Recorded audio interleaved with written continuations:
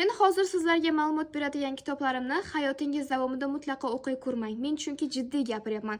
Ayrim marketologlarning turli xil chiroyli reklamalari asosida siz ushbu kitoblarni nomiga uchib olib qo'yasiz. Jumladan, meni ranjita olmaysiz.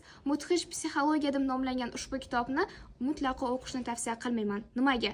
Xuddi bu ushbu kitob ichidagi ma'lumotlar Google tarjimondan to'g'ridan-to'g'ri tarjima qilinib, bosmaxonadan chiqarilayotganga o'xshaydi va sizni olayotgan pulingizga ham, o'qiyotganda ketkazadigan vaqtingizga ham mutlaqo arzimaydi. Uning o'rniga qanday kitoblarni o'qish kerak? Hozirgi kunda meni ranjita olmaysiz, kechirishni o'rgandim, ba'zilar olisdan sevarlar kabi turli xil psixologik o'yinlar orqali chiqarilayotgan kitoblar insonlarni birdan diqqat markaziga tushib,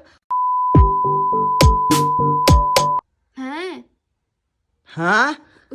shu kabi kitoblar sizning e'tiboringizni jalb qilib, sizni vaqtingizni o'g'irlashga yordam beradi.